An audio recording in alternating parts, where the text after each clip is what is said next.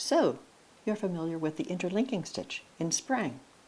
Working at the top, we have stitches that have a distinct lean, and we call that lean Z or Z lean. And every time you work a row at the top, you push down to the bottom, and at the bottom we have stitches that lean the other direction. They lean in the S-wise direction. So, can we use Z and S on the same row to make patterns? Yes, you can. And this is how we do it. I'll tell you a little bit about working Z and working S. Working Z, you pick up from the back and put down from the front. Pick up and put down, pick up and put down, all the way across the row. Also, I want you to notice the ideal setup for Z is that the threads at the front sit further to the right than the threads at the back. We have 2 rows that alternate, and the row that offsets the pairs is the braiding row or the plait row, where we pick up 2 at the start and then 1 up, 1 down. Each plain stitch unites 2 threads, and each of these threads come from a different stitch on the previous row. But 2 rows back, these 2 threads were engaged in the same stitch. At the end of the row, we end with 2 down. Looking at the threads, you will notice that the arrangement is going from right to left, up, down, up, down, up, down. Seeing as how you have Z on this side, you have S on the other side. So now you can turn your frame around this way and practice S. I move my beads to the S side. To work S, the motion is put down, pick up, put down, pick up, put down, pick up, or scissor, pinch, scissor, pinch. Now I want you to notice that the ideal setup for S has the back threads sitting further to the right. Contrast this with the Z setup, where the front threads sat further to the right. And here's the end of the row S, where I have at the right side 2 down, and at the left side 2 up. Contrast this with Z, where we have up at the right and down at the left. Now that you're familiar working both Z and S, let me talk about using the 2 stitches within the same row to form patterns. Let me show you how to make a diamond using S stitches on a background of Z.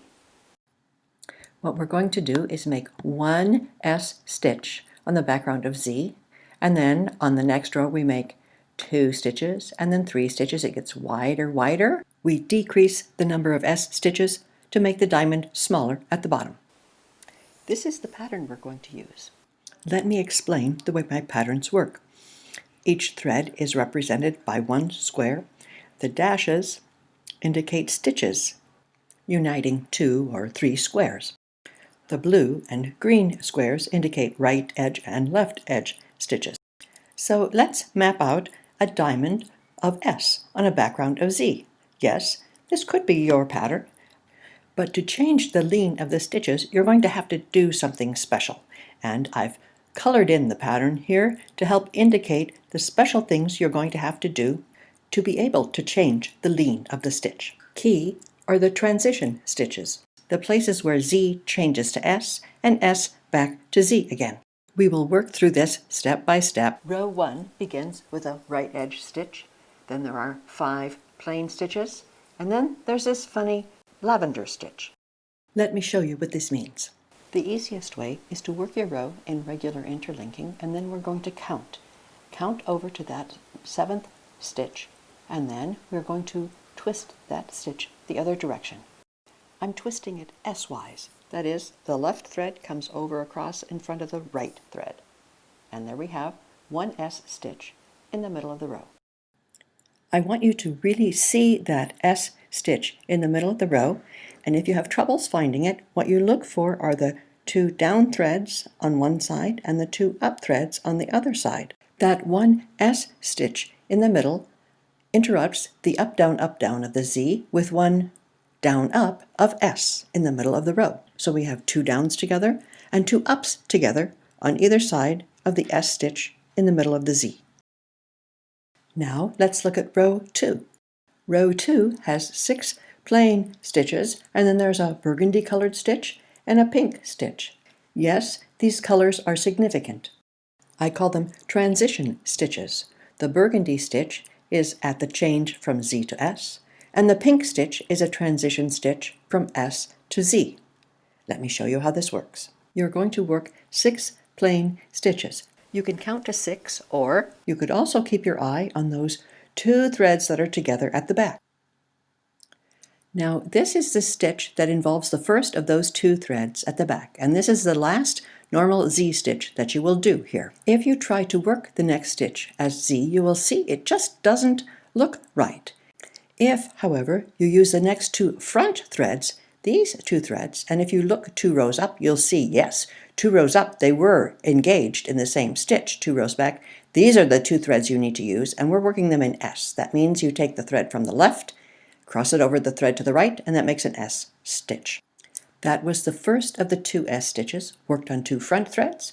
The next stitch, we need to work on 2 back threads.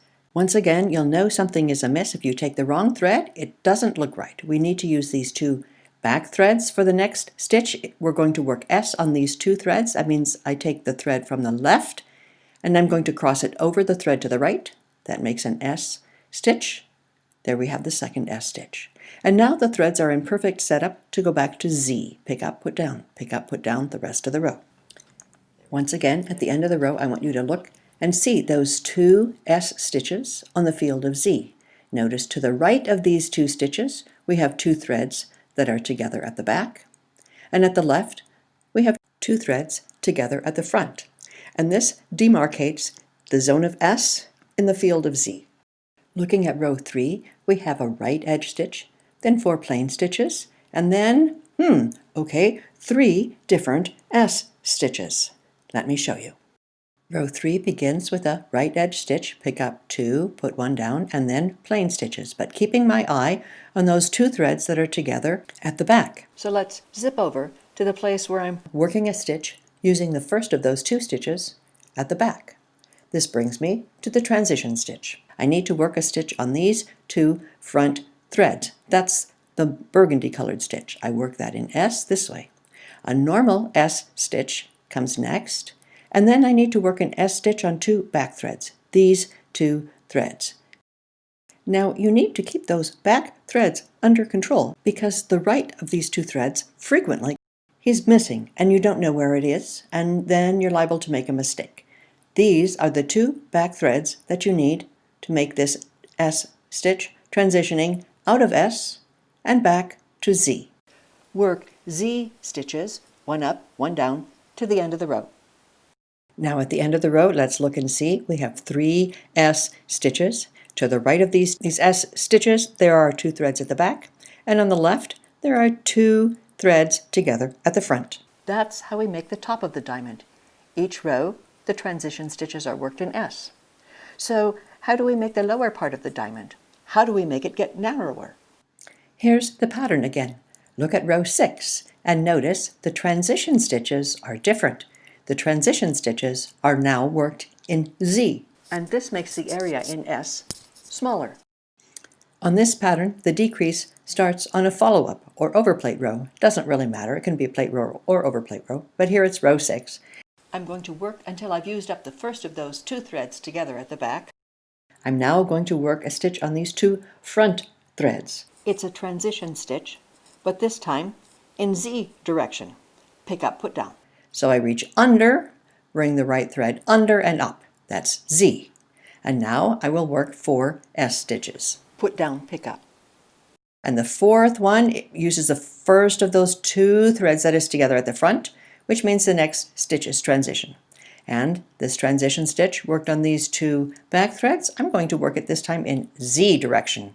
So I cross these 2 threads Z-wise, and now I'm back into the Z, normal Z stitches to the end of the row. And that has decreased my diamond just a little bit. Working row 7, another decrease row. I'm going to work over to the place where those 2 threads are together. Here's the first of the 2 together at the back, and that means the next stitch is the transition. These 2 threads in the front, I want to cross them Z-wise. To get a Z crossing, I'm going to cross the right over left, and that gives me an up-down stitch. And now we're going to work S stitches. S is down, up, and this stitch here, it uses the first thread of these 2 at the front.